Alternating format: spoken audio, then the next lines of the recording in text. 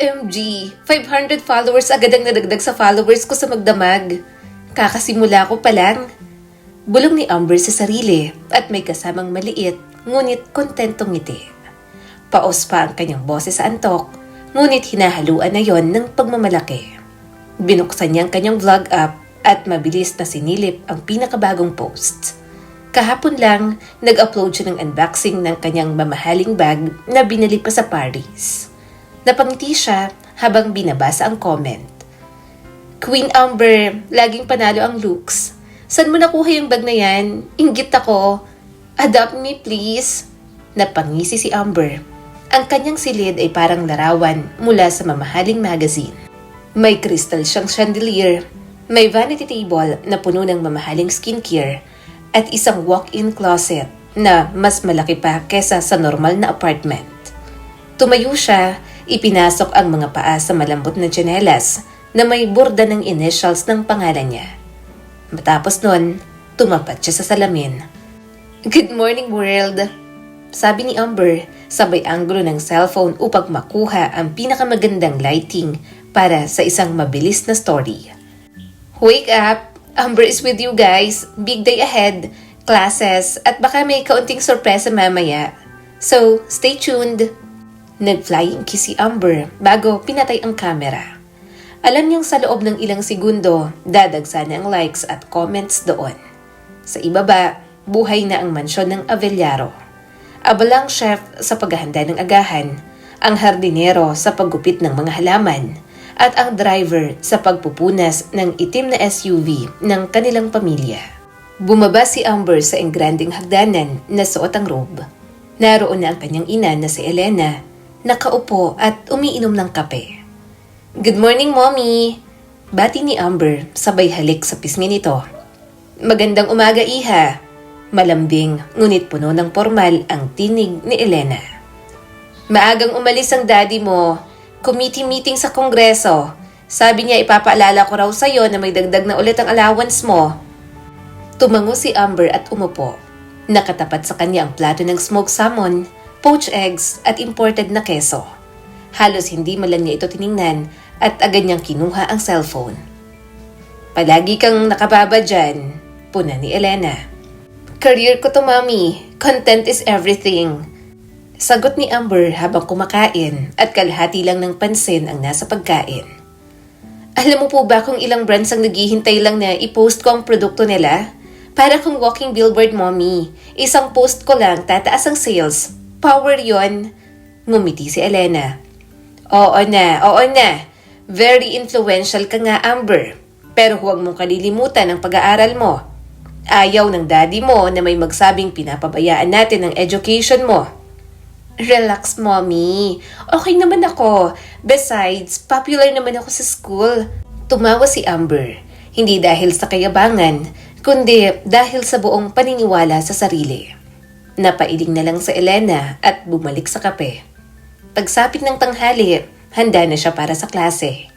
Pinili niya ang isang designer blouse na nakatuck-in sa pleated skirt, pares ng ankle boots at isang limited edition handbag na nakalaylay lang sa kanyang pulso.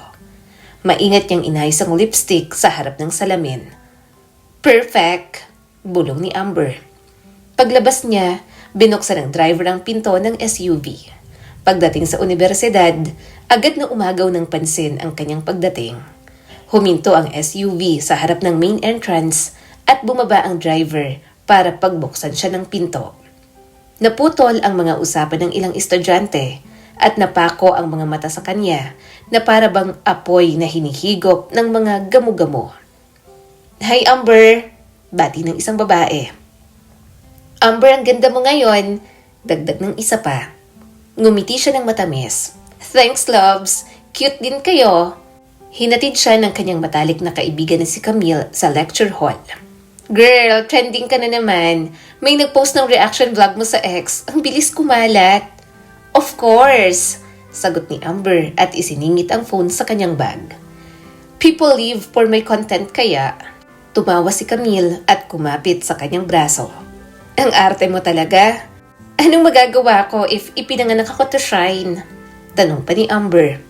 Magkasabay silang pumasok sa klase at ramdam ni Amber ang mga matang sumusunod sa kanila.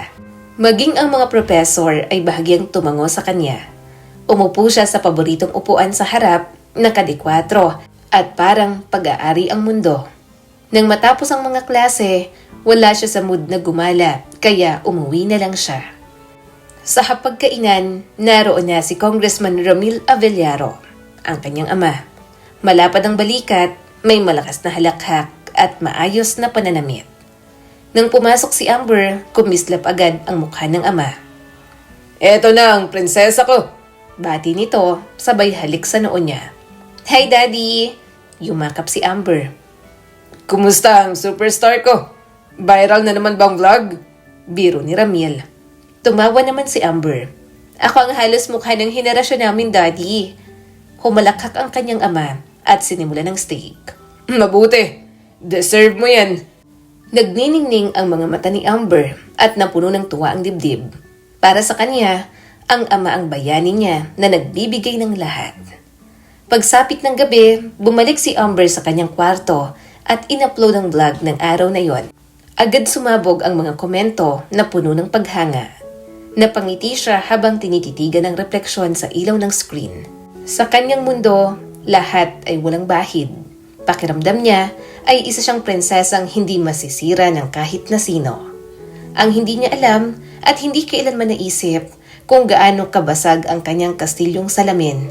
Ang pader na inakala niyang hindi magigiba ay unti-unti palang mababasag. At ang babaeng akala'y hawak ang lahat, matutuklasan na wala pala siyang tunay na hawak. "Amber, tinitingnan ka na naman nila." Bulong ni Camille sabay sulyap sa grupo ng mga lalaking nakaupo sa may bench. "Natural lang," magaan na sagot ni Amber habang isinusuksok sa bag ang kanyang sunglasses. "Sino ba namang hindi mapapalingon sa akin? Alam ko na maraming boys dito sa campus ang nagkakagusto sa akin." Tumawa si Camille pero hindi nagbibiro si Amber. Yon ang kanyang realidad. Ang paghanga ay parang hangin lang na kanyang nilalanghap. Binuksan niya ang pinto ng lecture hall na para bang pumapasok siya sa isang party.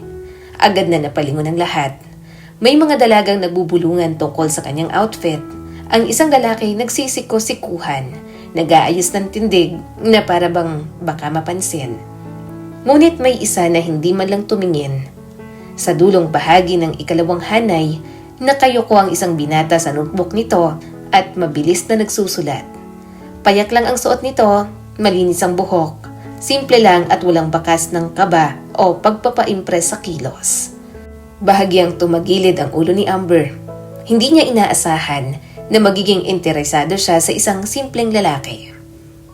"Sino yon?" Pabulong niyang tanong kay Camille, kunwari inaayos ang gamit. Sanundan ng tingin ni Camille ang tinuro niya. Si Manolo Cruz. Scholar, super talino niyan, pero tahimik. Parang hindi mahilig makihalubilo." "Scholar?" Ulit ni Amber na para bang banyaga sa kanyang dila ang salita. "Oo, taga-probinsya yata. Hindi nakikisama sa iba." Kumindat si Camille sabay higop ng drinks nito. "Hindi mo siguro siya magugustuhan. Boring." Pero nanatiling nakatutok ang mga mata ni Amber. Ang hindi paglingon ng binata, ang kawalan ng pagkilala, ay parehong nakaka-offend at nakakaakit sa kanya. Nang magsimula ang lecture, hati ang atensyon ni Amber sa slides ng professor at sa postura ni Manolo. Hindi ito sumusubsob, hindi naglalaro ng cellphone, hindi nagpapanggap na nakikinig. Mabilis at maayos itong nagsusulat. Nagbigay ang professor ng mahirap na tanong. Nakasandal si Amber, naghihintay na may iba munang magkamali. Pero bago pa man makapagsalita ang iba, tinaas ni Manolo ang kamay at nagbigay ng sagot. Ngumiti ang professor. "Excellent, Mr. Cruz. Tama." Nagkaroon ng bahagyang reaksyon ng klase. Napanganga si Amber. Ang paraan ng pagsasalita nito ay payapa at tiyak. Malayo sa mga lalaking sanay siyang makaharap na puro nagyayabang. Hindi ito nagpapakitang gilas. Matalino lang talaga. Pagkatapos ng klase, napakilo si Amber ng hindi inaasahan. Dahan-dahan niyang inipon ang gamit, sinadya ang bawat kilos at nilapitan ang upuan ng binata. "Amber, anong ginagawa mo?" Bulong ni Camille pero hindi niya pinansin. Huminto siya sa hanay ni Manolo, bahagyang tumagilid ang ulo at ngumiti ng matamis. Hi! Bati niya. I'm Amber. Bahagyang tumingin si Manolo. Hello! Napatigil si Amber. Sanay siya sa pamumula, pagkakandara pa at kabadong pagbati. Pero isang salitang tuyo lang ang natanggap niya. Hindi siya nagpadaig at muling nagpatuloy. Ang talino mo kanina. Ang galing ng sagot mo. Thanks. Nagpatuloy pa rin ito sa pagsusulat at hindi man lang tumitingin sa kanya. Nang hina ang ngiti ni Amber, yumuko siya ng kaunti. I'm Amber Avellaro. Siguro naman, narinig mo na ako. Hindi. Tumingin ito sa unang pagkakataon sa kanyang mga mata. May kumislot sa dibdib ni Amber. Medyo naiinis, pero curious pa rin siya kay Manolo. Well, medyo sikat ako online. Giit niya at medyo nasaling ang pride. Vlogs, collabs, sponsorships. Trending lagi ang content ko. That's nice. Isinara ni Manolo ang notebook at maayos na isinalid sa bag. Tumayo ito at inayos ang strap. Excuse me, may klase pa ako. At basta na lang itong dumaan at nilagpasan ang ganda niya. Napalingon siya kay Camille, halos hindi makapaniwala. Teka lang, ang lalaking yon, iniwasan niya ba ako? Naiinis na tanong ni Amber. Napangibi si Camille. Oo, sabi ko sa'yo iba siya. Bakit ba kasi nilapitan mo? Hindi na siya nakapagsalita at uminit na ang pisngi sa labis na pagkapahiya. Wala pang lalaking nakapag-dismiss sa kanya ng ganoon. Pero sa mga sumunod na araw, nahuhuli niya ang sarili na palihim na sumusulyap kay Manolo. Lagi itong nasa parehong upuan, laging abala sa pagsusulat, laging agad umaalis pagkatapos ng klase. Hindi nagtatagal, hindi nakikihalubilo at ang pinaka nakakainsulto para kay Amber, hindi man lang siya tinitingnan. 2 araw ang lumipas bago siya muling sumubok. Umupo siya sa tabi nito bago pa man makaupo si Camille. Maingat niyang inilapag ang handbag sa mesa. Hi again, bati ni Amber sa masiglang tono. Tumingin saglit si Manolo, saka bumalik sa pagsusulat. Hello. Tumaas ang mga kilay ni Amber. You know, medyo rude na hindi ka malang nakikipag-usap sa seatmate mo, no? So, what's your deal? San ka galing? Bulacan. Sagot nito at hindi pa rin tumitingin. Bulacan? Oh, malayo yun, 'di ba? Hindi naman gaano. Sulyap lang ang ginawa ni Manolo at binalik ulit ang sarili sa pagsusulat. Kinagat ni Amber ang labi. So, scholar ka. That's nice. Siguro sobrang talino mo. Mabuti at nakapasok ka sa university namin. Masipag lang mag-aral at nagtatrabaho ako para masuportahan ang pag-aaral ko. Bahagyang natigilan si Amber. Masipag, ibang-iba ang tunog sa kanya ng salitang yon. Para sa kanya, ang trabaho ay pagbablog, pag-i-edit, pagpunta sa events. Masaya, maganda at shiny sa buhay na mayroon siya. I guess, magkaiba tayo. Biro niya at naghanap ng reaksyon mula kay Manolo. Binitiwan ni Manolo ang ballpen at tumingin ng diretso sa kanya. Oo, magkaiba tayo. Magkaibang magkaiba. Kaya hindi ko maintindihan kung bakit lapit ka ng lapit sa akin. Dahil sigurado naman ako na hindi mo ako makaka-vibes. Napakurap si Amber, nabigla sa bigat ng tingin at mga salita nito. Saglit, parang lumiit ang pagkatao niya kahit siya ang higit na mas mayaman at lumaki sa mas magandang pamilya. Kinagabihan, paulit-ulit niyang iniisip ang palitan nila ni Manolo. Dapat naiinis siya. Binabaliwala siya, tinatrato na parang walang halaga. Gayunpaman, hindi siya mapakali. Bakit? Bakit ako naaakit sa isang taong walang pakialam sa ganda ko, sa yaman ko, sa kasikatan ko? Sira ulo bang Manolo na yon? Ginto na ako. Ako nang lumalapit sa kanya tapos dead ma lang. Oo, gwapo siya at matalino. Pero maganda naman ako ah. I have something to offer din naman ah. Nakakabaliw man para kay Amber, pero parang nakaka-addict. Sa unang pagkakataon, si Amber Avellaro ay hindi sentro ng mundo ng isang tao. Siya ay parang invisible para kay Manolo, at bagamat nakakalito ito, May bagay na nagliyab sa kanyang kalooban. Isang araw, umalingaw-ngaw ang bulungan at tawanan sa pasilyo habang naglalabasan ang mga estudyante mula sa lecture hall. Sadyang nagpaiwan si Amber habang pinagmamasdan si Manolo na inaayos ang mga libro sa dulo ng row. Tama na ang panlalamig nito. Ngayon, hindi siya aalis hanggat hindi siya napapansin ni Manolo. Sigurado ka ba dito, Amber? Bulong ni Camille sa tabi niya. Parang hindi naman siya interesado. Iginawi ni Amber ang buhok at ngumiti ng may kumpiyansa. Lahat interesado sa akin. Yung iba lang mas matagal umamin. Paglabas ni Manolo sa pasilyo, agad itong sinalubong ni Amber. Manolo, pwede ka ba sandali? Natigilan si Manolo saglit at tumingin sa kanya bago umiwas. Alis, may pupuntahan pa ako. Mabilis lang to. Bahagya siyang yumuko, pinababa ang boses sa tonong karaniwang gamit niya kapag gusto niyang paikutin ang isang lalaki. Feeling ko lang kasi nagkamali tayo ng simula. Baka hindi mo pa lang ako kilala? Bago pa nakasagot si Manolo, may boses ng babae na sumabat. Well, tingnan mo kung sino ang nagsisikap na mapansin ng isang lalaki. Isang babae ang dumating sa tabi ni Manolo. Maliit ang pangangatawan, matalim ang mga mata, at may ngiting may bahid ng pangaasar. Naka-jeans at simpleng t-shirt lang, pero bakas ang tapang at kumpiyansa sa tindig. Sinipat siya nito mula ulo hanggang paa bago ngumisi. Siya ba ang prinsesa ng mga Avellaro? Lagi kong nakikita sa feed, nagpo-post ng bag na mas mahal pa sa tuition fee ko. Saad ng babae. Naniga si Amber. Excuse me? Maria, sagot ng babae at kasuwal na isinukbit ang braso kay Manolo. Best friend ako ni Manolo.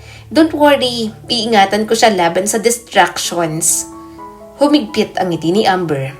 Bakit? Sa tingin mo magiging distraction niya ako? Hindi. Balik ni Maria at lalong lumapad ang ngiti. Kasi hindi ka naman papansinin ng kaibigan ko. Maria, putol ni Manolo. Tama na. Binaliwala ni Amber si Maria at muling tumutok kay Manolo. Iniisip ko lang, baka gusto mong magkape minsan, usap lang. Inayos ni Manolo ang strap ng bag. Magalang ang ekspresyon pero diretso ang mga salita.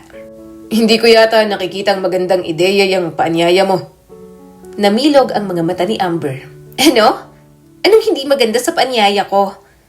Wala akong oras para sa mga ganyang bagay. Lalo na kung ikaw ang kasama. Walang emosyon na sabi ni Manolo. Parang binuhusan siya ng malamig na tubig. Sumikip ang dibdib ni Amber pero pinilit niyang tumawa. Wow, bago yan. Karamihan ng lalaki. Gagawin ng lahat para makasama ako kahit simpleng coffee date lang. Hindi ako kabilang sa karamihan na yun. Sagot naman ni Manolo. Mahinang tumawa si Maria. Aray, ang sakit nun. Basag palang prinsesa natin eh. Sumiklab ang pride ni Amber. Hindi mo naman ako kilala. Wala kang alam tungkol sa akin. Tumalim ang tingin ni Manolo. May alam na ako. Alam kong pangalan mo na nasa lahat ng vlog tungkol sa luxury halls. Alam kong ipinapakita mo ang kayamanang hindi naman galing sa sariling pawis mo. At alam ko rin ang tungkol sa tatay mo. Ano? Tungkol sa tatay ko? Singhal ni Amber at tumataas ang boses. Iniinsulto niyo ako and now, pati parents ko? Anong klase kayo? Diretsyong nagtagpo ang mga mata nila. Kurap na politiko ang tatay mo. Lahat nakakaalam nun. Bayad ng tax pero sa mga politiko lang napupunta. At ikaw, nabubuhay ka sa perang kinukurakot sa taong bayan. Parang lumiit ang pasilyo sa paligid niya. Mabagal ang hakbang ng ibang estudyante. Halatang nakikinig habang nagkukunwaring hindi. Nag-init ang pisngi ni Amber. Ang lakas ng loob mo na akusahan ng daddy ko. Mariin niyang sambit. Matino ang tatay ko. Nagsilbi siya sa bayan ng maraming taon. Respected politician siya. And what? Taong bayan naman ang nagluklok sa kanya, right? Hindi natinag si Manolo. Respected politician? Kanino? Sa kapwa niyang politikong puro sariling bulsa lang ang iniintindi. Ang mga ordinaryong tao, walang pambili ng pagkain, gamot, tuition, habang ang pamilya niyo nalulunod sa luho. May private jet kayo, di ba? Halos libutin ang buong mundo. Hindi na magkaintindihan kung saan gagastusin ang perang hindi naman sa inyo. Saan mo tingin nanggagaling ang pera nyo? Kumakabog ang puso ni Amber. Hindi niya alam, hindi siya sigurado, at hindi niya na inaalam pa. Lumaki siyang mayaman, kaya bakit niya pa aalamin at kukwestiyonin gaya ng ginagawa ng ibang tao? Sa negosyo namin, sa investments, sa taon-taong pagsisikap. Bulalas na lang ni Amber. Umirap si Maria. Anong negosyo? Yung maliit na real estate company nyo? Please, kahit first year accounting student, kayang sabihin hindi tugma ang numbers dyan sa gastos ng lifestyle na piniflex mo sa social media. Prinsesang walang alam sa paligid niya. Nanikip ang dibdib ni Amber. Gusto niyang sumigaw, bawiin ang kontrol sa usapan, pero nakakatakot ang katiyakan sa mga mata ng dalawa. Hindi niyo alam ang pinagsasasabi niyo, mabuting tao ang daddy ko. Depensa na lang ni Amber. Bahagyang lumambot ang mukha ni Manolo. Siguro mabuti siya sa'yo kasi tatay mo siya. Pero para sa marami, siya ang dahilan kung bakit hindi nila mapag-aral ang mga anak nila. Dahil hindi nila mapagkasya ang kinikita nila. O kung bakit lumulubog sila sa baha tuwing may habagat. Malalakas na ulan kasi hindi natapos ang mga proyektong dapat na ipatayo. Bawat salita, tila kutsilyong humihiwa sa balat ni Amber. Ang yabang mo? Balik niya habang nanginginig ang boses. Dahil scholar kami na maliit mo ang lahat ng mayamang katulad ko. Pero wala kang alam tungkol sa akin o sa pamilya ko. May sapat na akong alam, giit ni Manolo. At hindi ko hinahangaan ang mga taong nakikinabang sa korupsyon. Parang sampal ang pinalidad sa tono nito. Tumalikod na ang binata kasama si Maria at naglakad pa palayo. Naiwan si Amber nakapako sa kinatatayuan at namumula ang mga mata. Sa paligid, may mga bulong at sulyap na pilit tinatago ng mga estudyante. At sa unang pagkakataon, hindi siya hinangaan, hindi kinainggitan, kundi parang hinubaran ng kayamanang nagtatakip sa katotohanan. Kinagabihan, nakaupo siya sa harap ng vanity. Kumikislap ang ring light na karaniwang nagbibigay ng perpektong lighting para sa kanya. Dati, ito ang kanyang entablado. Dapat ay naka-film na siya ng masayang vlog skincare routine o Q&A kasamang followers. Pero nakatiwangwang ang phone ni Amber sa lamesa. Nakatingin siya sa sariling refleksyon at walang maipintang ngiti. Umiikot sa isip niya ang mga sinabi ni Manolo. Hindi. Bulong ni Amber at mabilis na umiling. Hindi totoo yon. Hindi ganun si Daddy. Nagsusumikap siya. Mahal niya kami. Pero habang paulit-ulit niyang sinasabi, lalo yung nawawala ng bigat. Sa unang pagkakataon, hindi lang kagandahan at kasikatan ang kanyang kinwestiyon. Pati na rin ang pundasyon ng pagkatao niya.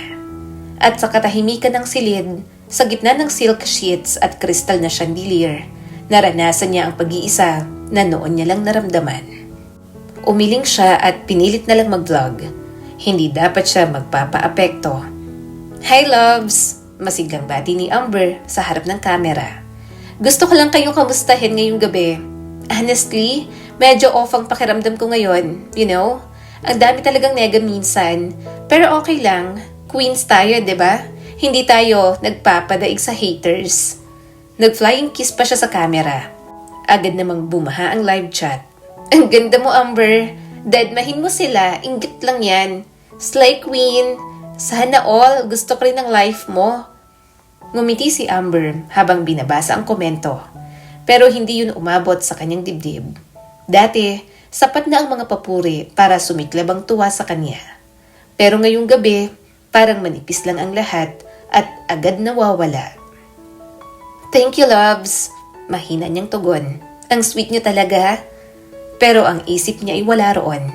Nasa hallway pa rin kahapon sa tinig ni Manolo na mas matalim pa kaysa sa alinmang troll comments. Pinilit niyang ayusin ulit ang mukha. Anyway, mag-unbox tayo bukas. Dumating ng limited edition shoes ko. Promise, matutulala kayo. Okay, love you all. Good night. Pinatay niya ang live at halos pabagsak na ibinaba ang cellphone sa vanity. Kinabukasan, bumaba si Amber sa malawak na hagdanan. Sa kusina, nadatnan niya si Yaya Loring, abala sa kalan, Mabilis ang galaw ng kamay at halatang pagod ang mukha nito.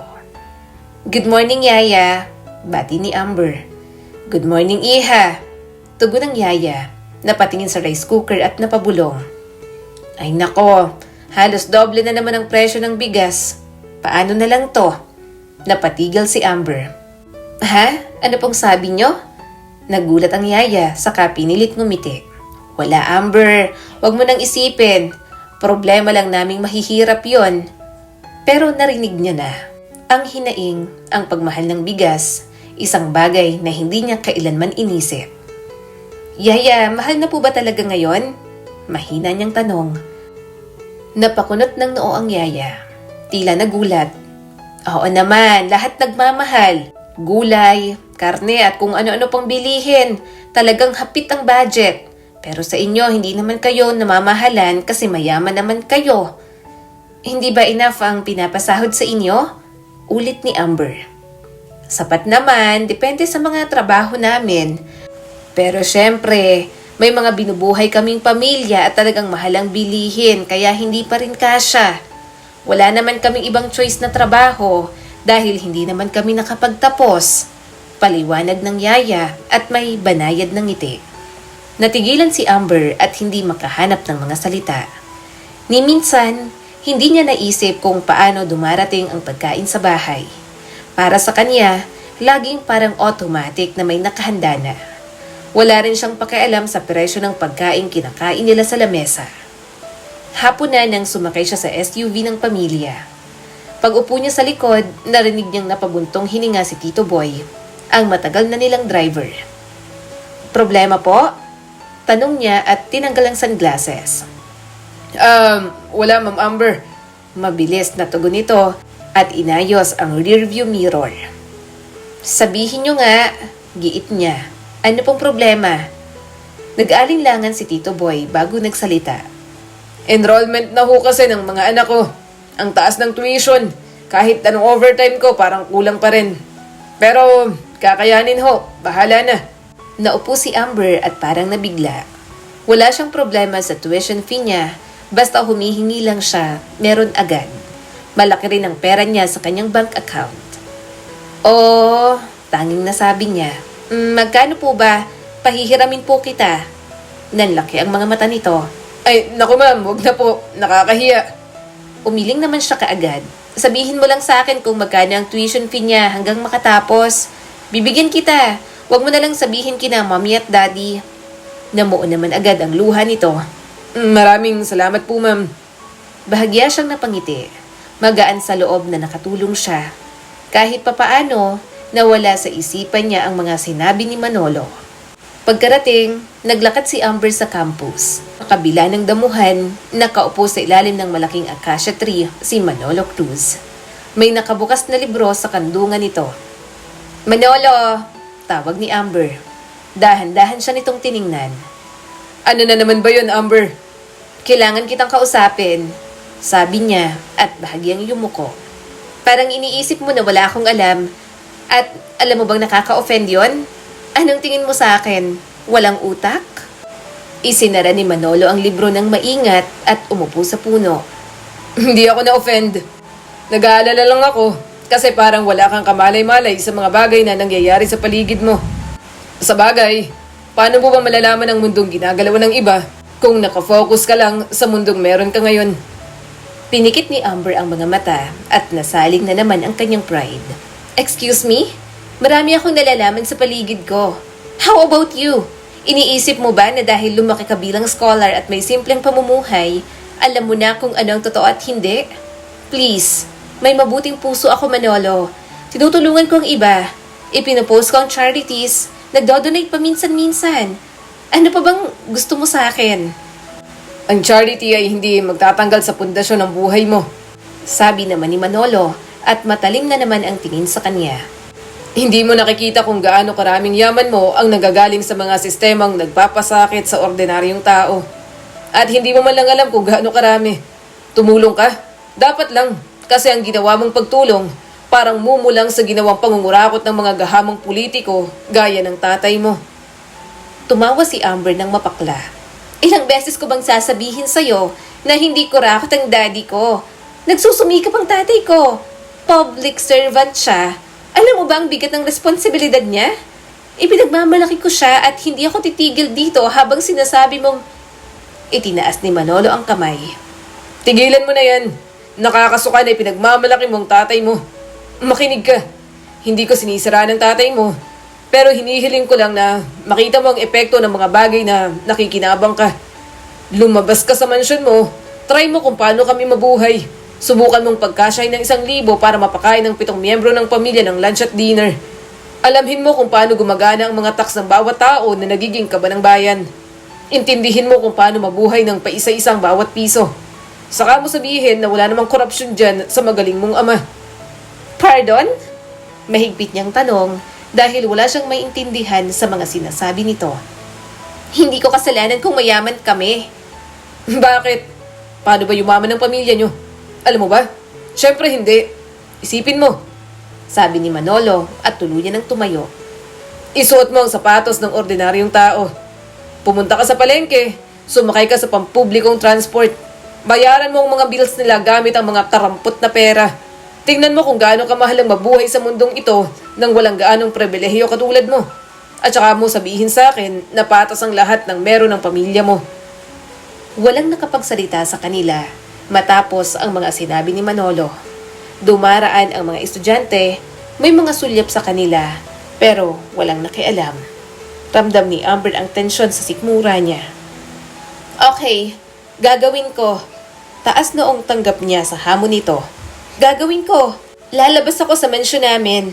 Makikita ko kung paano nabubuhay ang tao. At patutunayan ko sa'yo na mali ka. At kapag napatunayan ko na mali ka, let's have a date. Hindi nagbago ang ekspresyon ni Manolo. Pero para bang may naaninag siyang kislap sa mga mata nito. Gusto mo ng date? Of course! Sagot ni Amber at punong-puno ng conviction. Sa tingin mo, bakit ako magpapapansin sa'yo para sa wala lang? Gusto kita kaya kahit nakakainis at natatapakan mo ang pride ko, gagawin ko ang hamon mo. Isinara nito ang libro ng tuluyan at tumingin ng lubusan sa kanya. Kung ganon, huwag kang masyadong mag-daydream na makakadate mo ko. Kung ako sa'yo, mag-move on na agad ako. What? Naiiritang tanong ni Amber. Ngumisi lang si Manolo at iniwan na siya roon. Napairap na lang siya at mas lalong tumitindi ang pagnanais na patunayan dito na nagkamali ito. Paglabas ni Amber mula sa SUV ng kanyang ama, bumahan na agad ang kaba sa kanya. Malansa ang amoy at maingay ang wet market. Ang mga designer heels niya ay awkward na tumunog sa hindi pantay na kalsada na nakakuha ng mga sulyap mula sa mga nagtitinda at dumaraan. Mahigpit niyang hinawakan ng 1,000 piso, ang tanging sandata niya para sa hamon ni Manolo. Sumunod naman sa kanya si Camille at huminga ng malalim. Amber, baka mas maganda kung flats na lang ang sinuot mo sa halip na heels. Ano? Come on, simple nang halingang suot ko. Hindi pa ba ako mag-high heels? Bulong ni Amber habang tinitingnan ng paligid. Dito ako para sa karanasan. Sabi ni Manolo tungkol to sa pamumuhay gaya ng ordinaryong tao. Eto na, kaya ko to. Tinanggap ko ang hamon niya kaya gagawin ko. Ngunit kahit sinasabi niya yon, medyo napapangiwi si Amber sa paligid. Kaya sinubukan niya na lang. Excuse me? Tawag niya sa tindero. Can I buy this salmon? Napaisip siya roon. Mahal ang isdang yon, hindi niya naman kilalang ibang isda. Pakiramdam niya, hindi yun kasya sa 7 miyembro ng pamilya kung bibili siya ng salmon. May pang dinner pa at bibili pa ng bigas at ng kung ano-ano pang panglahok. 1,000 lang ang dala ko para sa 7 tao, pag-amin ni Amber. Sa tingin mo, Manong, mapapakain ito ang 7 tao para sa tanghalian at hapunan? Tumawa naman ang tindero. 7 tao? Hindi kaya kung masasarap na pagkain ang bibilhin mo. Pwedeng isda sa tanghali, bangus o kaya tilapia yun ang mas mura. Tapos sa hapon, tokwa o togi yan na lang. Bibili ka pa ng iba dyan, di ba? Kapag bumili ka nitong salmon, kulang na yung 1,000 mo. Lalo na't 7 kayo sa bahay. Namula ang pisngi niya. Wala siyang ideya sa mga sinasabi ng tendero. Pinilit niyang umiti habang mahigpit na hawak ang designer bag. At habang pinagmamasdan niya ang mundo ng mga ordinaryong tao, na-realize niyang matatalo siya sa hamon ni Manolo. Hindi ko maintindihan. Pagkumpronta ni Amber kay Manolo nang magkita sila sa campus. 1,000 lang ang dala ko at hindi sapat. Dapat, dinagdagan mo yung money na napag-usapan. Matatag ang tingin ni Manolo. Bakit? Sa ordinaryong tao, makakahirit ba sila ng higit pa dyan? Malaki na nga ang 1,000. Minsan yan lang ang malaking pera ng isang pamilya sa isang araw. Alam mo ba kung magkano ang minimum wage ng isang simpleng trabahador? Kahit 600 lang, binabudget pa ng isang malaking pamilya. Kahit hindi masagana o espesyal ang pagkain, basta may mailaman sila sa kanilang mga sikmura. Nanlaki ang mga mata ni Amber. What? 600 pesos? Nakakabaliw. Hindi sapat yon. Kaya nga, Sabi ni Manolo. pero nagagawa nila yon kasi kailangan nilang pakainin ang mga nasa bahay nila. Bawat piso mahalaga. Bawat desisyon may saysay. Yan ang buhay ng karamihan na hindi mo alam sa mundong ginagalawan mo. Hindi. Natigilan si Amber. Hindi ko kasalanan na mahirap sila. Hindi ko problema yon. Kaya bakit kailangan ko mamroblema sa problema nila? Napailing si Manolo. Hindi mo rin kasalanan na mayaman ka. Pero kung hindi ko ang tatay mo at ang ibang politiko, mas kaunti ang pasanin ng pamilya nila. Mas mababa ang kahirapan sa mga pinakapobre ng lipunan. Hindi nila kailangan pagkasahin ang bawat piso para mabuhay. Naninikip ang dibdib ni Amber. Hindi ako corrupt. Hindi ako. Bakit? Paano mo napapatunayan na corrupt ang daddy ko? Puro ka lang salita, Manolo. Umiling si Manolo. Ano bang tawag sa ginagawa nyo? Nangungurakot ang mga politiko harap-harapan na hindi natatakot kasi hindi naman nabibigyan ng aksyon. At bawat piso na galing sa korupsyon ay piso na pwede sanang nakatulong sa iba. Napalunok si Amber. Hindi niya alam kung bakit pabigat na ng pabigat ang mundo na mayroon siya. Dahil sa mundong pinamulat sa kanya ni Manolo ngayon. Kaya ng araw na yon, umuwi siyang tulala. Pagkatapos ng pagpunta sa palengke, pagkatapos ng kahihiyan, pagkatapos ng mga salita ni Manolo na umalingaw-ngaw sa isip niya, biglang tila marupok ang lahat. Hindi na niya kayang magpanggap na walang katapusan ng pera, na madali ang buhay, na deserve niya ang pribilehiyong iyon. Napalingon siya kay Yaya Loring. Yaya, tumingin ang Yaya sa kanya. Ano yon? Gusto ko pong magtanong, sabi ni Amber, tungkol sa buhay ninyo. Bahagyang kumunot ang noo ng Yaya. Buhay ko? Ano bang gusto mong malaman? Ibig kong sabihin, pamilya mo, mga anak mo, magulang mo.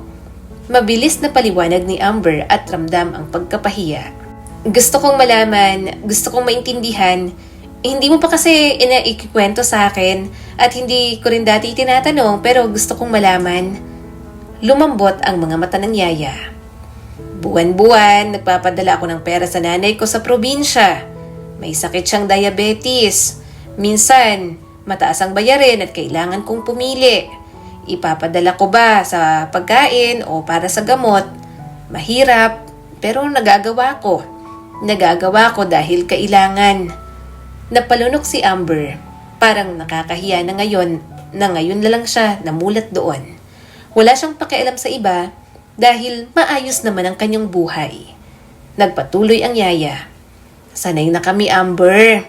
Hindi madali ang buhay pero nakakasurvive naman kami. Gayunpaman, kahit ganon ang nararamdaman niya, pinili niya pa rin magpatuloy sa buhay. Nag-set up na si Amber para sa kanyang vlog. Hi mga loves! Masigta niyang bati sa camera. Welcome back sa channel ko. Ngayon ay may super exciting akong mga items. Katatanggap ko lang sa butika hapon at hindi ko na mahintay na ipakita sa inyo. Alam ko naman kung gaano kayo palaging nagre-request ng unboxing. Naging live ang stream at halos agad lumitaw ang mga heart at papuri mula sa mga viewers. Goals ka, Queen! Slay! Sana may ganyan din akong buhay. OMG! Nararamdaman ni Amber ang karaniwang init ng pagtanggap at kumaway siya habang ipinapakita ang bagong heels. Ang ganda naman ito! Look guys! Ngunit habang hawak niya ang handbag at nag-scroll sa live comments, may napansin siyang kakaiba. Sa simula, kakaunti lang ang negatibong komento at itinuring niyang trolls. San ba talaga nanggaling ang pera ng daddy mo, prinsesa namin? Di ko akalain na susuportahan ng mga tao ang isang mayaman na nakinabang sa korupsyon. Serious ka ba na ipinapakita mo yung yaman na nakuha sa maling paraan habang naghihirap ang iba? Eto ako, maagang gigising, papasok sa trabaho para may mamahaling gamit na maa-unbox ang prinsesa ng mga taxpayers. Bahagyang natigil ang kanyang ngiti. Kakaiba. Ilan lang naman ang ganitong comments, bulong niya sa sarili. Nag-delete siya ng ilang matitinding puna, umaasang mawawala rin yon. Huwag kayong mag-alala, loves. Keep the positivity going. Masigla niyang sinabi. Pinipilit manatiling cheerful kahit bahagyang nanginginig ang kanyang boses. Ngunit mas dumami ang comments at mas mahirap baliwalain. Nangungurakot ng pera ng tatay mo, girl. Wala kang pakialam? Nakakainis na nakikita namin ang marangyang buhay mo habang gutom ang iba. Delete mo to, nakakasuka. Nakastuck ang kamay ni Amber sa tapat ng delete button. Ngunit nag-atubili siya. Sa unang pagkakataon, hindi na niya maramdaman ang tunay na paghanga ng kanyang followers. Pinilit niyang ipagpatuloy ang vlog, pilit ang ngiti habang hawak ang bag. Tingnan niyo tong details, ang ganda 'di ba? Sabi niya. Ngunit parang hungkag ang kasiglahan sa kanyang pandinig. Matapos tapusin ang livestream, umupo si Amber sa kanyang upuan. Kinuha niyang muli ang kanyang cellphone, nag-scroll sa mga comments na hindi niya na-delete. Mali sila, bulong ni Amber. Hindi nila naiintindihan, wala silang alam. Ngunit nang buksan niya ang newsfeed, nakita niya sa headline ang kanyang ama.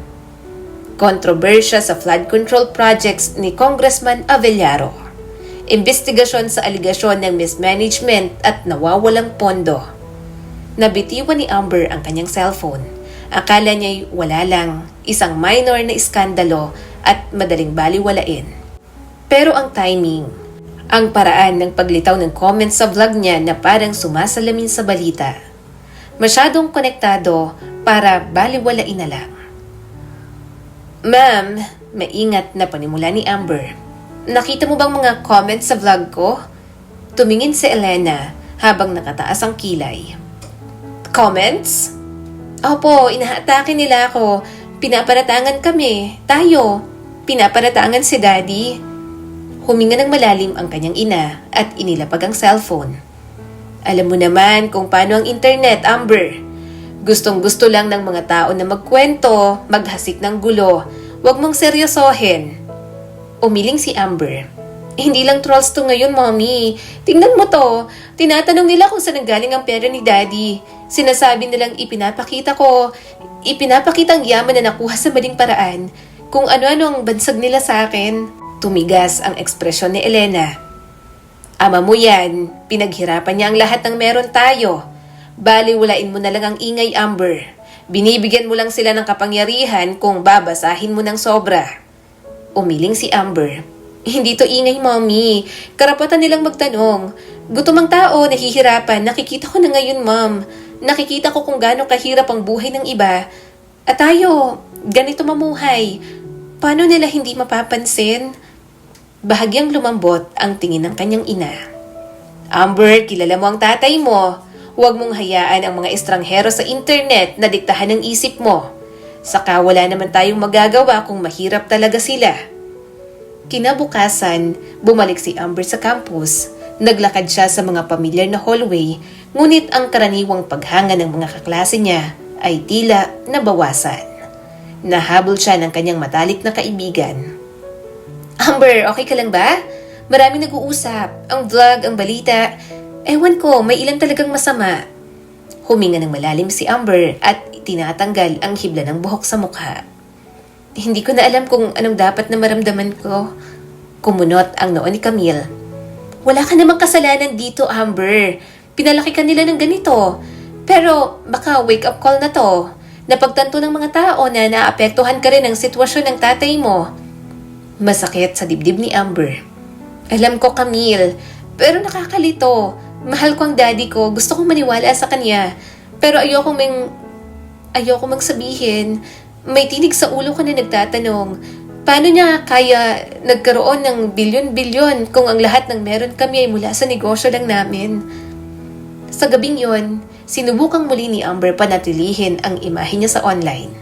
Inayos niyang kamera para sa isa pang vlog, ngunit habang tinitingnan ng lens, nanginig ang kanyang boses. Hi everyone! Mahinang panimula niya.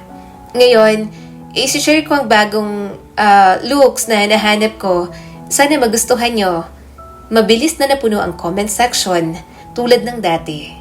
Ngunit palaging nakatingin si Amber sa mas matitinding comments. Ang kapal talaga ng muka. Hindi makapaniwala na ipinapakita mong yaman habang naghihirap ang iba. Ipaliwanag mo kung sa talaga nagagaling ang pera ng tatay mo. Huminto ka sa pagpapanggap na okay ang lahat. Girl, alam mong hindi okay.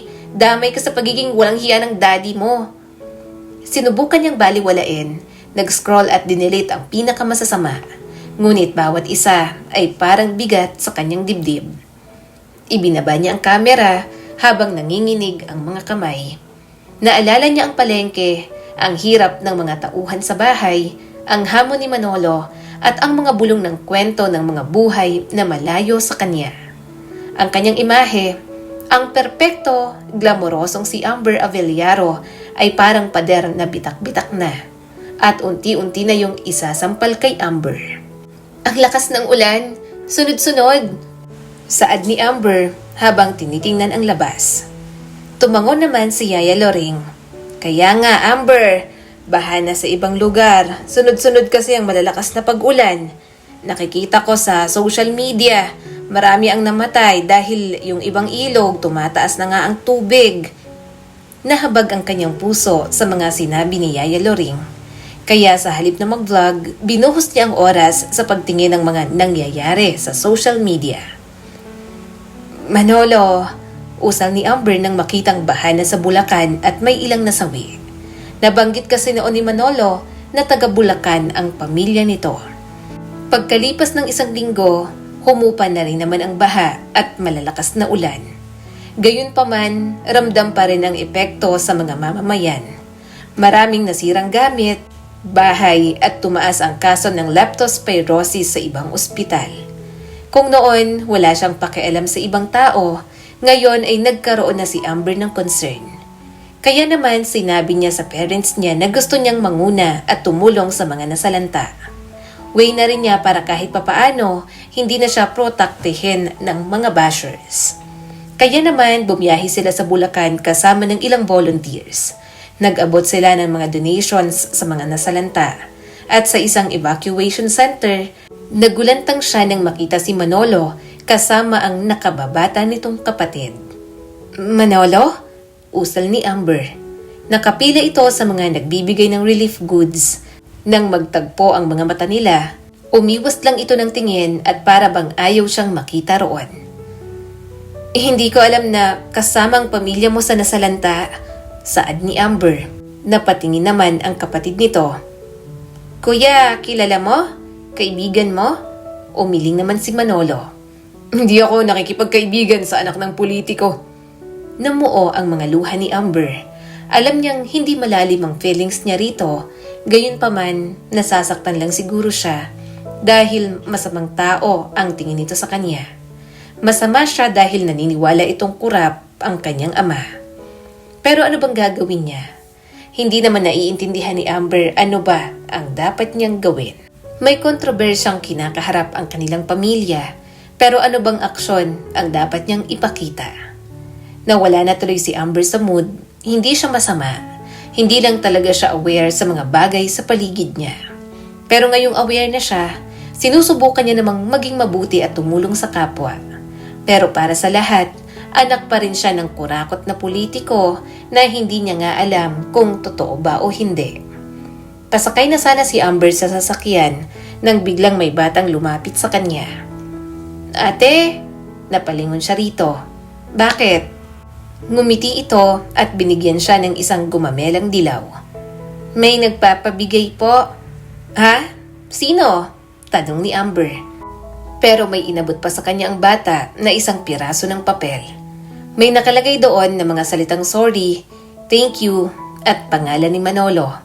Napasinghap siya at parang hinaplos ang puso niya. Yun po sabi ng bata. Siya po ang nagbigay. Tumuhay si Amber at tinanaw si Manolo na nakatingin sa kanya mula sa malayo. May tipid itong ngiti sa kanya. Tumulo na tuloy ang kanyang mga luha. Ilang buwan ang mabigat ang dinadala niya. At isang sorry lang at thank you ni Manolo, parang gumaan ang lahat. Pero ang bigat, muling babalik sa buhay ni Amber. Isang umaga, bumungad sa kanya ang isang balita. Dumagsa ang notification sa screen, narinig niya rin ang headline mula sa balita sa TV. Flood control projects na nauugnay kay Congressman Avellaro, hindi na itayo. Kasama sa balita ang mga larawan ng mga bayan na nalunod, mga bahay sa ilalim ng tubig, mga pamilya na kumakapit sa debris. Nanginig ang mga kamay ni Amber habang nag-i-scroll sa kanyang cellphone. Pati lifestyle nila, gusto na ring ipacheck. Lahat ng nangyaring problema sa nagdaang pagbaha, sinisisi sa Ghost Flood Control Project at ang itinuturong ugat, walang iba kundi ang ama niyang si Ramil Avellaro. Amber, nakita mo na bang balita? Pinag-uusapan ng lahat. Mag-ingat ka. Saad ni Camille nang tumawag ito sa kanya. Mabilis na sumagot si Amber. Alam ko, nakita ko. Hindi ko alam ang gagawin ko. Hindi ko pa nakakausap sina mommy and daddy pero dahil influencer ako, kaya damay din ako. Huminga ng malalim si Camille. Manatili kang kalmado. Huwag ka munang tumugon sa online. Mag-off ka muna ng social media mo. Ibinaba ni Amber ang cellphone at hinilot ang noo. Ang marangyang kwarto, ang malambot na silk sheets, ang designer clothes niyang nakakalat, tila walang halaga ngayon. Ang buhay na nakasanayan niya, ang paghanga na dati inaasahan, ang palakpakan ng libu-libong tao sa online, lahat ay parang kasinungalingan na lang kay Amber.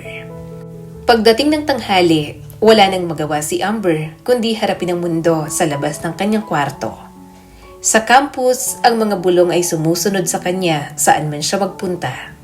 Iniiwasan siya ng iba niyang kaibigan, nasa kanya ang atensyon ng lahat, pero hindi nga lang kahanga-hangang paraan. Subalit kahit maraming nangyayari, kailangan niya pa ring mag-aral. Nakita niya sina Manolo at Camille na nakatingin sa kanya. Pero hindi niya pinansin ang mga ito. Ayaw niyang madamay sa bulong-bulungan ang mga ito. Wala rin naman siyang inaasahan kay Manolo. Ayaw naman talaga nito sa kanyang ama. Pag-uwi sa bahay, sobrang tahimik ng mansyon. Nakaupo lang ang kanyang inang si Elena sa harap ng dining table. Hindi pa dumating ang ama nila mula sa serye ng emergency meetings, ngunit alam ni Amber na madalas yung paraan ng kanyang ama para kontrolin ang kwento at pamahalaan ang imahe nito. Mami, mahina niyang sabi at pumasok sa kwarto. Ano na ba talagang nangyayari? Pinag-uusapan na tayo at kaunti na lang maniniwala na ako na corrupt si Daddy. Sumagot naman sa Elena. Don't say that, Amber. Huwag kang maniwala sa sinasabi ng iba. Sinisiraan lang nila ang daddy mo. Hindi na nakapagsalita si Amber. Nang makarating sa silid, halos hindi na matiis ni Amber. Bawat notification, bawat alert ay nagpapaalala na bumagsak na ang kanyang dating buhay. Ang kanyang mga vlog na dating hinahangaan ay pinupuna, sinusuri at tinutukso na lang. Walang hiya. Pribilehiyong bulag sa paghihirap. Anak ni Avellaro, bahagi ng korupsyon. Bawat salita'y mabigat para sa kanya. Nagpapaalala na ang mundong kinagisnan niya ay nawala. Namuhay siya sa kiginhawaan, sa karangyaan at walang alam sa halaga nito. Kaya ngayon, hinuhusgahan na siya ng mundo. Amber, Saad ng kanyang ama nang minsan niya itong makausap. nakita mo ba ang balita? Tumingin si Amber dito. Opo, Dad, nakita ko. Bilyon-bilyon ang nawala, mga pamilya nalunod, si Manolo, ang bayan nila, lahat may kinalaman ka. Huminga ng malalim si Ramil. Anak, political move ang aligasyon. Wala nang iba. Pinalalaki lang ng media. Ang mga nakakakilala sa atin, sa trabaho kong nagawa, maiintindihan yon. Magtiwala ka. Bumagsak ang mga kamay ni Amber sa kanyang kandungan. Magtiwala? Daddy, galit ang mga tao. Tama lang sila, may namatay, nasira ang mga buhay. Perang para tumulong, nawala at ikaw. Napailing ang kanyang daddy. Amber, pinapayagan mong lamunin ang emosyon mo, ang judgment mo. Nakakalungkot, oo. Pero ganito ang politika. Mag-focus ka sa pag-aaral, sa kinabukasan mo. Iwan mo na ang iba sa akin. Umiling si Amber at dumaloy ang luha sa pisngi. Hindi, Daddy. Hindi ko kayang magpanggap na walang nangyari. Hindi matapos makita ko ang lahat. Naputol ang ngiti ni Ramil. Saglit lang yon, ngunit bumalik agad. Naiintindihan ko ang alalahanin mo. Pero kailangan mong mag-ingat. Malupit ang opinyon ng publiko. Minamanipula lang nila ang pananaw ng ibang tao. Wala namang katotohanan yun, anak. Naninikip ang dibdib ni Amber. Katotohanan? Pero ano ba ang katotohanan na dapat niyang paniwalaan? Pagdating ng hating gabi, nakaupo si Amber ng mag-isa sa kanyang kwarto. Binuksan niya ang laptop, hindi para mag-vlog, kundi para makita ang reaksyon ng mundo. Mga articles, threads sa social media, at ulat sa balita. Ang kanyang followers na dating humahanga ay naging mapanghamak. Tinatawag siyang spoiled accomplice, kine-question ang kanyang moralidad, at humihingi ng pananagutan. Nagpadala ng mensahe ang mga estranghero online mula sa galit hanggang sa mga banta. Niyakap ni Amber ang sarili habang nanginginig. Ang mundo niya na dating perpekto at hindi matitinag ay gumuho na. Mas lalong lumalala ang mga nangyari. Nagtipon ang mga reporters sa paligid ng gate nila. Kumikislap ang mga kamera sa kanila. Bawat sigaw, bawat pag-click ng shutter ay tumatagos sa mga tahimik na pader na matagal nang kinagista ni Amber. Congressman Avellaro, nasaan ang pera? Nangungurakot ka ba sa mga tao, Avellaro? Alam ng anak mo, pinagmamalaki ba niyang kasinungalingan ng ama niya? Mami, nasa labas sila, sumisigaw. Bulalas ni Amber. Ngumiti si Elena ng formal. Manatili ka sa loob, Amber. Hayaan mong ako at ang tatay mo ang humawak nito. Hindi natin ibibigay sa kanila ang gusto nila. Kalma lang, anak. Kalma. Ngunit kasinungalingan ang pagiging kalma. Ramdam ni Amber ang kaguluhan na pumapasok sa bawat sulok ng mansyon. Pumunta siya sa office ng kanyang ama, kung saan nakaupo si Ramil Avellaro at maraming tinatanggap na tawag.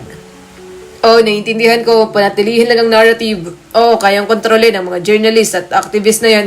Hindi ako magbibigay ng pahayag direkta sa press. Inilapag nito ang telepono at tumingin kay Amber. Anak. Umiling si Amber at naluluhan na sa pagkakataong yon. Wala akong dapat alalahanin. Daddy, ang mga tao na ipinangako mong poprotektahan, sila ang nagdurusa. Binahang mga bahay, pamilya walang makain, mga bata, pamilya ni Manolo, na wala ang lahat. At ito, itinuro niya ang mansyon nila. Lahat ng to, bakit pakiramdam ko hindi naman sa atin? Bakit parang kaba naman ang bayan ng galing? Umiling ang kanyang ama. Amber, wag mong hayaang mawala ang iyong composure. Ataking politika lamang ang nangyayari sa atin. Pinalalaki lang nila para masiraan ako sa masa. Naninikip ang dibdib ni Amber. Pinalalaki lang, Daddy? Ang balita, ang ebidensya, ang perang nawala, ang mga ghost projects. Daddy, hindi lang to basta paninira. Hindi na ako bulag, Daddy. Nakikita ko na ang lahat ng to at totoo sila. Tama sila. Korap ka. Nabigyan siya ni Ramil ng isang sampal sa unang pagkakataon. Huwag mong sabihin yan. Tama na. Aayusin ko to. Pwede ba, Amber? Huwag ka nang dumagdag sa problema. Inaayos ko ang imahe nating lahat. Wala tayong kasalanan kaya ipaglalaban ko yun. Sunod-sunod na tumulo ang mga luha ni Amber. Bawat kumikislap na kayamanan ay nagpapaalala sa kanya ng paghihirap sa labas, nang nawalang kaba ng bayan at mga pamilyang nawalan. Lumabas siya roon sa Grand Hall, kumikinang ang marmol na sahig, sumasalamin sa mga portrait ng nakangiting mukha ng kanyang ama. Ang bawat isa'y parang nangiinsulto ngayon, paalala ng isang taong minsan niyang hinangaan. Mula sa bintana, nakita niya ang pulutong na nagtitipon sa labas. May hawak na placard at mga banner, mga tinig na pinalakas ng megaphone. Katarungan para sa mga biktima ng baha. Avellaro, tigilan ang pagsisinungaling. Nasaan ang pera? Nagahalo ang mga sigaw sa walang tigil na click ng kamera. Ang galit ng publiko ay hindi na nila kaya. Ramdam ni Amber ang takot, kahihiyan at kawalan ng magawa. Nang gabing yon, sinubukan niyang buksan ang kanyang vlog channel. Umaasang maaring maipaliwanag niya ang sarili, maipakita ang kanyang intensyon. Ngunit nang tumingin siya sa screen, mga mukha ng pamilya na kanyang nabisita, mga batang kumakain ng instant noodles ang nandoon. Hindi na niya kayang mag-film ngayon, hindi para sa likes, hindi para sa simpatya. Naalala niya ang pamilya ni Manolo sa evacuation center. Basang-basa, nanginginig at halatang hirap na hirap. Naalala niya ang mga batang kumakain ng instant noodles, mga ina at ama na pagod at takot. At naalala niya ang kalmadong salita ng kanyang ama, ang kabaitan nito na nagtago ng kasakiman at kapabayaan. Sinabi ko sa'yo, ilalabas ang mga dokumento, Ramil. Papalapit ng mga investigador. Hindi mo kayang takutin ang lahat. Narinig niyang sabi ng kanyang ina nang mag-away ang mga magulang ni Amber. At anong gusto mong gawin ko, Elena? Malamig at matalim ang boses ni Ramil. Akala mo ba hindi ko naisip ang bawat anggulo? Bawat tao maaaring tumalikod sa akin? Sinong magsasawa, magbabayad? Nanlaki ang mga mata ni Amber. Alam niyang makapangyarihan ang kanyang ama, ngunit hindi niya pa narinig ang ganong uri ng galit sa boses nito. Pero Ramil, pagbabanta, suhol, pananakot, huli na. May ebidensyang auditors, ang press, ang mga pulis, offshore accounts, shell corporations, mga kontrata na hindi naman talaga nangyari. Alam na nila, hindi may kakaila ang katotohanan. Nanginginig sa galit at takot ang boses ni Elena. Nang hina ang tuhod ni Amber, alam niyang bibilangin na lang ang mga araw bago tuluyang gumuho ang buhay nila. Mami, narinig ko lahat, sambit ni Amber kay Elena. Namutla si Elena. Amber, hindi mo dapat. Hindi, Mommy. Kailangan kong marinig to. Kailangan kong malaman. Sa lahat ng taon, naniwala ako sa kanya. Naniwala ako kay Daddy. Akala ko marangal siyang politiko. Huminga ng malalim si Amber. Amber, ang tatay mo, isang politiko. Iniisip niya ang kapangyarihan, impluwensya, at kaligtasan natin. Yan ang mundo niya at nakibagay lang tayo. Umunlad tayo dahil dito. Naninikip ang dibdib ni Amber. Umunlad? Sa kapinsalaan ng buhay ng ibang tao? Mga pamilyang nawalan ng lahat. Ang perang kinurakot para sa flood control. Tinakot ng daddy ang mga tao, Mommy. Tinakot niya sino mang maaaring maglantad sa kanya. Halimaw siya. Huwag kang magsalita ng ganyan, Amber. Siya ang tatay mo. Ako ang mommy mo. Kami ang pamilya mo. Kailangan mong ingatan ang salita mo. Ang tatay mo ginagawa niyang iniisip niyang tama para sa atin. Umiling si Amber at dumaloy sa pisngi ang mga luha. Hindi, Mami. Hindi yan tama. Malupit kayo. Naging kurakot kayo. Pagtataksil sa bayan na pinaglilingkuran niyo ang ginawa niyo ni Daddy. At hindi na ako pwedeng magpanggap. Hindi na ako pwedeng maniwala sa taong hinangaan ko. Hindi ngayon. Hindi na, Mommy. Napuno ng luha ang mga mata ng kanyang ina at sa mahabang sandali, walang nagsalita sa kanila. Naging tuloy-tuloy ang investigasyon, wala na silang magawa para pigilan pa yon. Hindi na rin sila makatakas pa. Pinagbawalan na sila na makapag-travel abroad habang iniimbestigahan ang kanyang ama. At nang mapatunayan ang mga katiwalian ni Ramil, nasaktan si Amber pero pinilit niyang maging matatag. Nakatayo siya sa tabi ng kanyang ina na umiiyak. Pilit nitong inaabot si Ramil na nakaposas na. Nang makalabas, sumalubong ang mga reporter sa kanila. Nawala na naman siya ng pakialam. Ang tanging concern lang ni Amber, ang nanay niyang halos mawala na ng malay sa sobrang pag-iyak. Mommy, please, tama na. Dadalhin na si Daddy sa selda. Naluluhang sabi ni Amber habang inaayos ang cup nila sa ulo. Lumapit ang isang reporter. Congressman, may huling salita ba kayo bago dalhin sa selda? Nagsalita pa ang kanyang ama, hindi pa rin inaamin ang pagkakamali. Palagi kong pinagsisilbihan ang bansang ito sa abot ng aking makakaya. Ang mga paratang laban sa akin ay may motibong politikal, ginawa upang sirain ang aking pangalan. Mananagot ang katarungan at lalabas ang katotohanan. Naninikip ang dibdib ni Amber. Mahal niya ang kanyang daddy, subalit hindi niya kayang suportahan ang kasinungalingan nito. Ang pagkakamaling hindi pa rin maamin kahit nahuli na. Kaya ang tanging na lang magagawa ni Amber ay ang ipanalangin sa Diyos ang kaluluwa ni Ramil. Na sana makita pa rin ito na dapat pagsisihan ang kasalanan at humingi ng tawad. Pagkatapos ng araw na yon, nagbago ang takbo ng kanilang mga buhay. Binibisita nila si Ramil sa bilangguan pero halatang naiinis pa rin ito sa mga nangyayari. Kahit naparusahan na ang daddy ni Amber, iba pa rin ang tingin sa kanya at kay Elena. Gayunpaman, kailangan niyang magpatuloy, hindi sila pwedeng tumigil. Naglalakad siya sa campus, nandoon na lang si Amber para mag-aral. Wala na rin siyang masyadong kaibigan. Tanging si Camille na lang na mula noon hanggang ngayon ay hindi siya hinusgahan. Isang araw, natigilan siya sa paglalakad nang biglang may bumato sa kanya ng baso na may lamang iced coffee. Anak ng kurakot! Nasa bilangguan ng tatay mo pero mayaman ka pa rin? Galing pa rin sa kabanang bayan ng perang nagpapakasasa kayo. May sumigaw pang isang babae. Galing naman ng scholar ng bayan, nag-aaral ng mabuti. Ang dami nagpupondo ng pag-aaral niya. Hindi siya makagalaw. Tinanggap ni Amber ang lahat ng salitang yon. Wala siyang masabi kasi totoo naman. Totoong may pera pa sila. Totoong may mga asset pa sila na nakapangalan sa kanya. Pero alam niyang galing sa pangungurakot ni Ramil. May bumato ulit sa kanya, isang baso ng may iced coffee ulit. Nanlalagkit na siya hanggang sa may bumato sa kanya ng itlog. Napapikit na lang si Amber nang sunod-sunod ang bumato sa kanya na para bang isa siyang basura. Ano bang ginagawa niyo? Tama na! Ano ba? Malakas na saway ni Camille na kararating lang. Tumulo ang mga luha ni Amber habang nakikinig. Maya-maya hindi niya na naramdaman ang mga pagbato nang may humarang sa kanya at yakapin ang ulo niya. Tama na! Malakas na sabi ni Manolo. Gusto man pigilan ni Amber, hindi niya na maawat ang kanyang mga hikbi.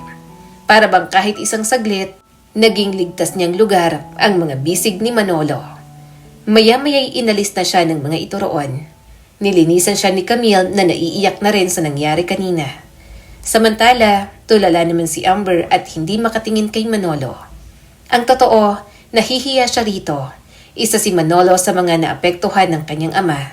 Kaya pakiramdam niya ang kapal ng mukha niya para maghanap ng comfort kay Manolo. May mga sugat ka, mga buwisit na yon? Naiiyak na sabi ni Camille habang pinupunasan ng kanyang pisngi. Hindi na makapagpigil si Manolo at lumapit sa kanya. Sinubukan itong tingnan ang mga sugat niya pero iniiwas niya ang braso. Nagkatinginan sila ng binata, kaya siya ang unang umiwas ng tingin. Salamat sa pagtanggol, malamig na sabi ni Amber. Pasensya na sa abala, pwede ka nang umalis.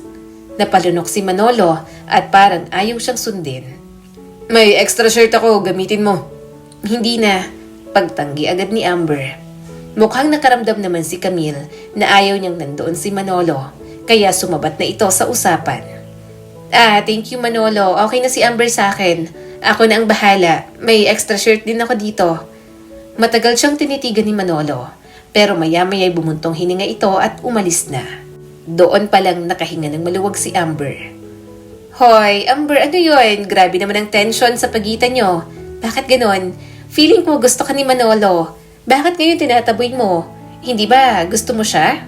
Tanong ni Camille. May kirot siyang nararamdaman sa kanyang puso. Hindi ako karapat-dapat para sa kanya. Saka in the first place, galit siya sa akin kasi anak ako ng politiko. Nadamay pa sa baha ang pamilya nila. Kahit gusto ko siya, ayoko nang i-associate ang sarili ko kay Manolo. Nahihiya ako. Sa dami nang nangyari sa akin, madadamay lang siya. Ayokong mamroblema siya ng dahil sa akin. Nang makauwi, marami siyang bagay na pinag-isipan. Ayaw na ni Amber na mamuhay sa yamang hindi naman galing sa kanila. May sarili naman silang yaman. Kaunti lang yon pero alam niyang sapat na para mabuhay sila ng kanyang mommy.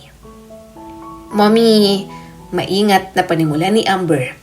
Kailangan po nating mag-usap. Tumingin si Elena sa kanya.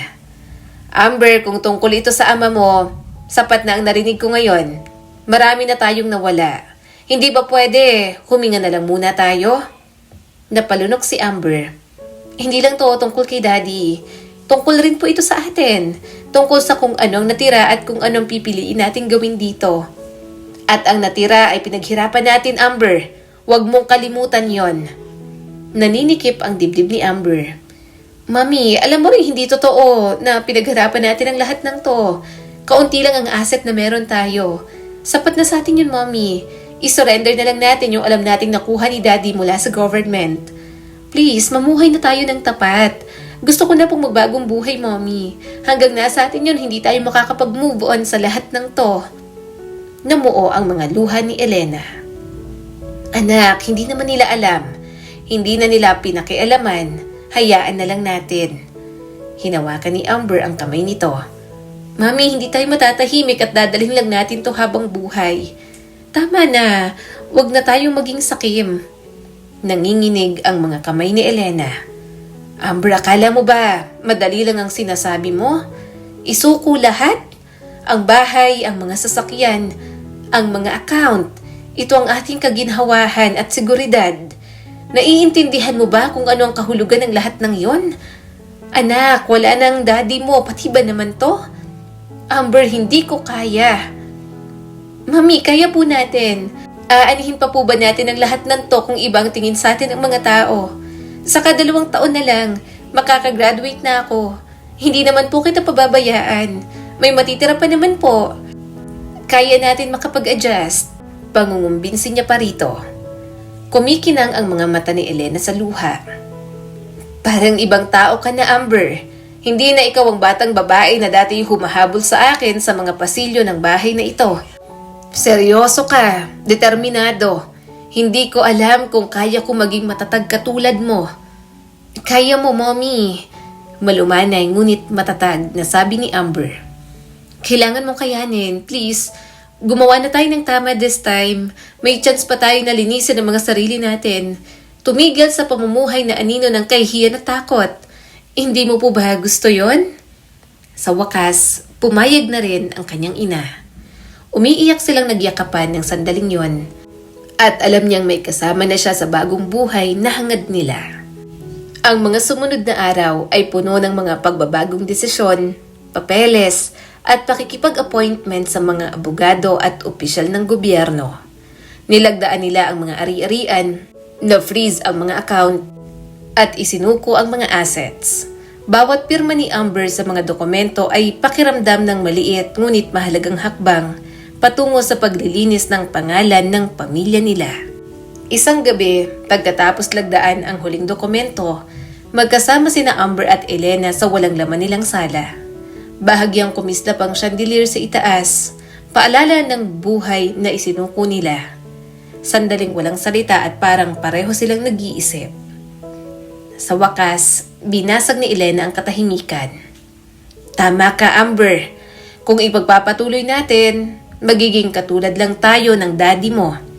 Hinatak ni Amber ang kamay ng ina. At ipinagmamalaki po kita, Mommy. Hindi madali, wala ni isa sa madali. Pero ginawa natin ang tama ngayon, yan po ang pinakamahalaga. Tumango si Elena at malayang dumaloy ang luha. Salamat, anak.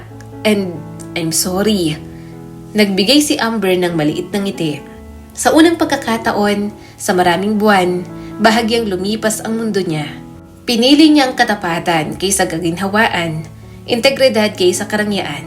At sa paggawa nun, ramdam niya ang simula ng buhay na muling itinatayo ng may kalinisan. Hinila ni Amber ang kanyang maleta papasok at bumagsak sa maliit na sofa nang matapos silang maghakot ng gamit. Ramdam niya ang bigat ng bagong realidad. Sa unang pagkakataon sa kanyang buhay, hindi na siya tinatabunan ng kayamanan at pribilehiyo. Walang driver, walang kusinero, walang katulong. Bawat gawain, bawat maliliit na tungkulin, kanyang responsibilidad na. Ang unang linggo ay puno ng katawa-tawang pagkakamali. Sinubukan ni Amber na magluto ng sariling pagkain na kadalasan ay nauuwi sa pag-aalarm ng smoke detector sa bahay. Mami, sa palagay ko, nasira ko na naman ang hapunan natin. Inungol ni Amber isang gabi habang hinahalo ang tinuhog na gulay at pasta na nasunog. Sumilip si Elena sa kusina at may bahagyang ngiti. At least, nag-aaral ka, Amber. Pasensya na. Sinanay ka namin sa mga katulong kaya kahit pagluluto ay hindi mo alam. Okay lang po, Mami. Nag-e-enjoy naman po akong matuto. Nakangiting sabi ni Amber. Pinakamas mahirap ang mga umaga. Hindi pa nakasakay si Amber sa jeep ng mag-isa, lalo na ang sumiksik sa pampublikong transportasyon sa rush hour.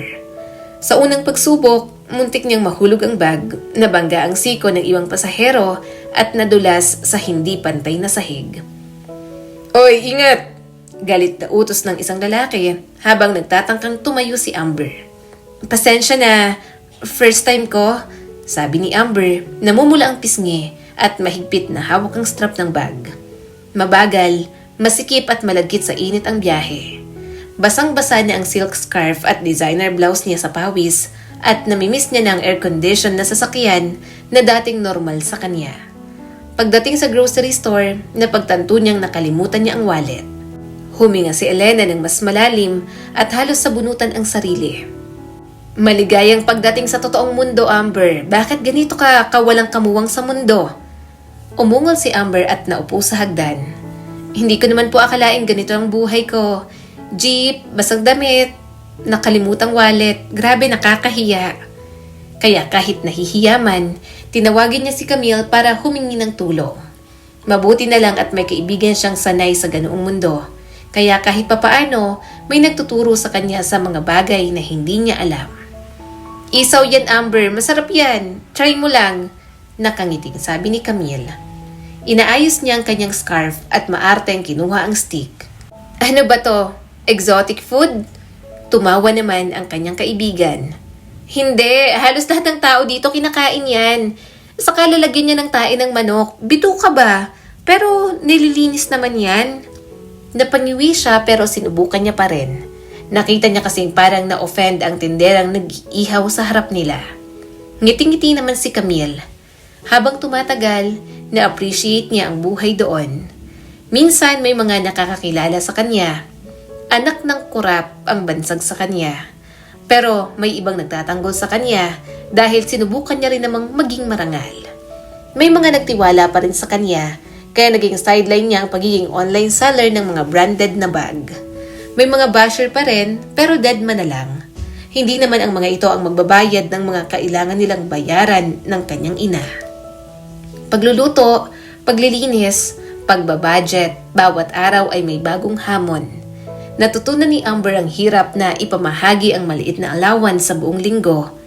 Nagkakalkula kung gaano karaming kanin, gulay at protina ang mabibili para sa tanghalian at hapunan. Natutunan niyang labhan ang damit sa kamay. Mami, ito para sa electric bill, sa water bill, at pang-grocery. Nakangiting sabi ni Amber. Tumawa naman ang kanyang ina at ibinigay pabalik ang pera sa kanya. Anak, wag na. Itago mo na yung kinita mo. May trabaho rin naman ako. Ako na ang bahala. Ang perang yan, ibayad mo lang sa mga kailangan mo sa school. Alam kong marami ka rin gastusin. Namungay ang mga mata ni Amber. I'm proud of you, Mommy. Proud din ako sa iyo, anak. Kahit ganoon ang buhay nila, kahit maraming naging pagbabago, binibisita pa rin nila si Ramil. Yun nga lang, palagi silang inaaway dahil sa naging desisyon nila. Hindi nyo ginagamit ang mga utak nyo, mariing sabi ni Ramil. Bakit nyo sinuko sa gobyerno ang mga asset na yon? Kung hindi nyo ginawa, sana hindi kayo nagpapakahirap sa ganito. Huminga ng malalim si Amber. Daddy, kaya ko naman po. Hindi na po natin kailangan ng mga kayamanan na yon. Saka gusto na po namin magbagong buhay. Kung nasa amin po yon, hindi naman po kami titigilan ng mga tao. Tama na po, Daddy, please. Magsisi na po kayo. Umiwas ng tingin ng ama na naluluhan na lang. Malungkot siyang napangiti. Palagi niya pa rin itong ipinagdarasal. Gusto niyang makita pa rin ito ang sarili sa tamang daan kahit parang huli na. Sa campus, patuloy ang focus ni Amber sa pag-aaral. Nakamit ang magandang grado sa pamamagitan ng dedikasyon. Ang bulong, awa at hatol ng iba, hindi kayang guluhin ang paninindigan niya. Determinado siyang magtapos sa sariling karangalan, patunayan na si Amber Avellaro ay hindi lamang anak ng isang taksil sa bayan. Hanggang sa nakagraduate na siya at nagkaroon ng trabaho, Medyo may doubt pa nga siya dahil baka hindi siya tanggapin. May kinalaman din kasi sa gobyerno ang trabaho niya, pero mabuti na lang at nagtiwala ang mga ito sa kanya. Mahigpit na hawak ni Amber ang kanyang ID badge habang naglalakad sa makipot na pasilyo patungo sa cubicle na nakalaan para sa mga interns. Labis ang pananabik at kabang nararamdaman niya. Pero nang makita niya ang cubicle na nakatalaga sa kanya, natigilan siya. Nakaupo si Manolo Cruz sa isang mesa. Maayos ang pagkakaayos ng mga dokumento at tahimik na nakatutok sa trabaho. Mabilis na tumibok ang puso niya. Ilang taon niya rin kasing hindi nakita si Manolo. Napatigil siya sa kanyang mga hakbang. Hindi niya alam kung lalapit, tatakbo o tatago sa likod ng mga dokumento. Bawat makatwirang bahagi ng kanyang isipan ay nagsasabi na manatiling may distansya. Pinilit ni Amber na huminga at nagpatuloy patungo sa sariling cubicle. Ramdam niya ang mga mata ni Manolo sa kanya, bagaman hindi siya pinuna. Sa wakas, dumating na ang supervisor na si Annalisa. Amber, tutulungan mo sa flood relief budget project. Si Manolo Cruz ang magiging point of contact mo. Makipag-coordinate ka sa kanya. Natigilan muli si Amber. Ako kasama po siya? Nauutal niyang tanong. Oo, sagot ni Eliza. Marami kang matututunan mula sa kanya. Inaasahan ko ang professionalism sa pagitan yung dalawa. Tumango si Amber. Pinipilit ang sarili na lumapit, ngunit sa loob, umiikot na ang kanyang kaba. Magandang umaga. Mahina niyang bati at lumalapit sa mesa ni Manolo. Tumingin si Manolo at nagtagpo ang kanilang mga mata. Sandali, parang lumiit ang mundo sa pagitan nila. Magandang umaga, sagot ni Manolo sa kalmadong paraan, pero halatang masungit. Tutulong po ako sa budget allocations at project documentations. Patuloy ni Amber, sinusubukang kontrolin ang nanginginig niyang boses. Okay, mahinang sagot ni Manolo at bumalik sa mga dokumentong nasa harap nito. Sa mga sumunod na araw, nahirapan si Amber sa bawat interaksyon. Sa bawat salita, nanginginig ang mga kamay niya at may kaunting panginginig ang boses. Ngunit napansin niya, unti-unti siyang isinasali ni Manolo sa mga diskusyon. Tinatanong ang kanyang input sa maliliit na kalkulasyon at paminsan-minsan, humihinto upang linawin ang kanyang mga suhestyon. Mukhang tama ang estimate mo para sa emergency supplies. Puna nito isang hapon. Hindi ko inasahan na isaalang-alang mo ang transportation cost ng ganito kaingat. Nanlaki ang mga mata ni Amber. Sinubukan ko lang pong ibase sa natutunan ko mula sa nakaraang volunteer work. Nagtagpo ang kanilang mga mata sandali. Okay, good to hear that. Namula ang pisngi ni Amber. Nang makabalik siya sa table niya, napapikit na lang siya. Ngayong magkatrabaho sila ni Manolo, parang hindi niya alam kung paano hihinga. Kaya kaganyan kasi gusto mo pa. Natatawang sabi ni Camille. Saka gusto mo lang ba? Kung may feelings ka pa, Amber, pagmamahal na yan. May girlfriend na raw ba? Napairap naman si Amber. Mahalay ko, itatanong ko pa ba yon? Saka ang sungit niya minsan at pure work lang ang meron sa amin. Hindi ko na rin siya gusto, no? Pero naningkit lang ang mga mata ng kaibigan niya. Sus, Amber, ilang taon mo na akong kaibigan. Alam ko kung kailan ka nagsisinungaling at kailan ang hindi. Aminin mo na kasi, mahal mo na. Natahimik na lang si Amber. Tama ang kaibigan niya. Mahal na mahal niya pa rin si Manolo.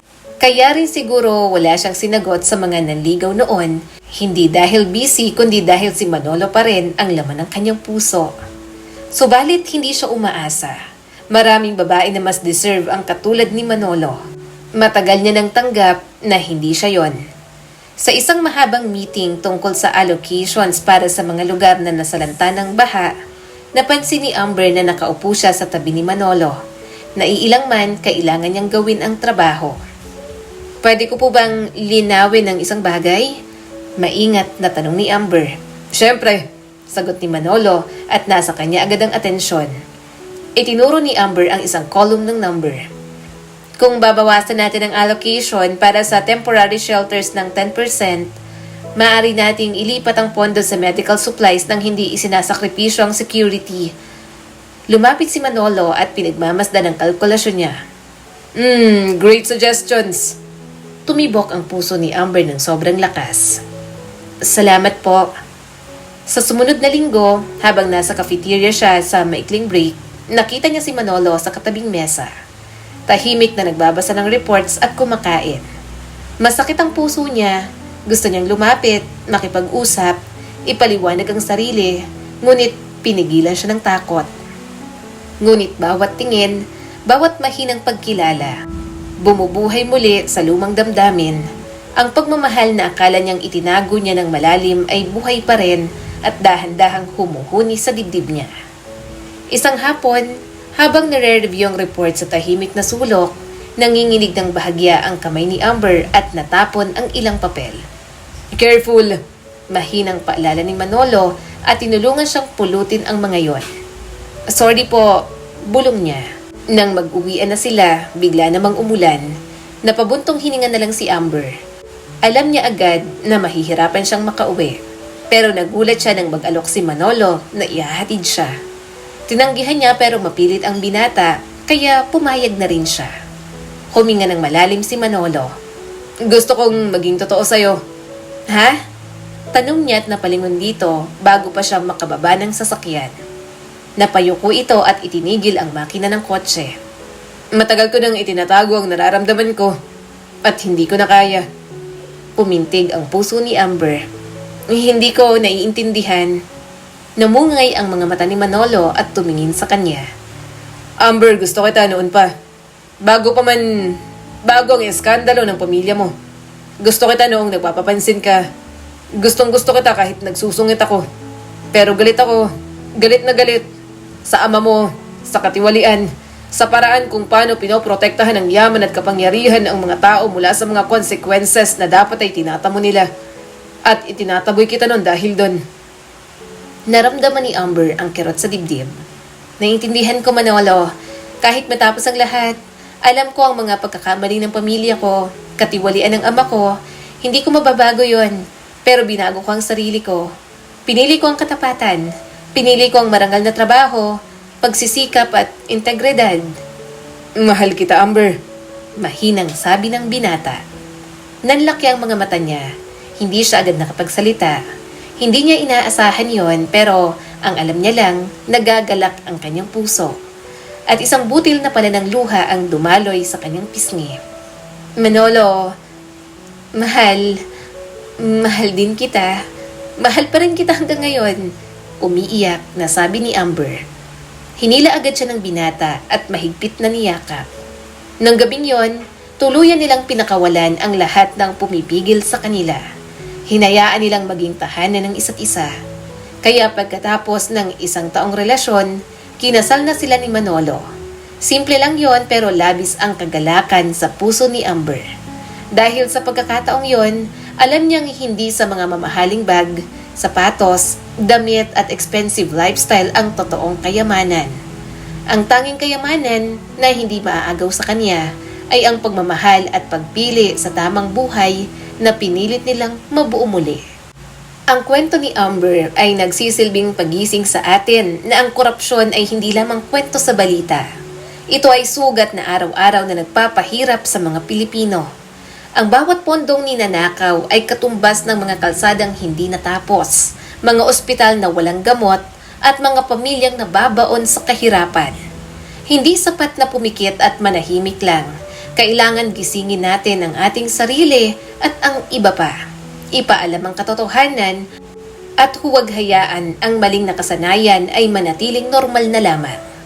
Ang tapang ni Amber na humarap sa katotohanan at pumili ng katapatan kesa sa kaginhawahan ay paalala na bawat Pilipino ay may kapangyarihang magsimula ng pagbabago.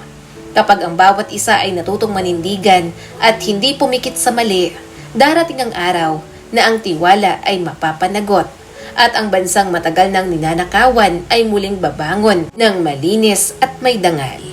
Muli, ako po si Skylar Guro at sana'y may bago na naman kayong natutunan sa kwento natin ngayon. Maraming salamat po.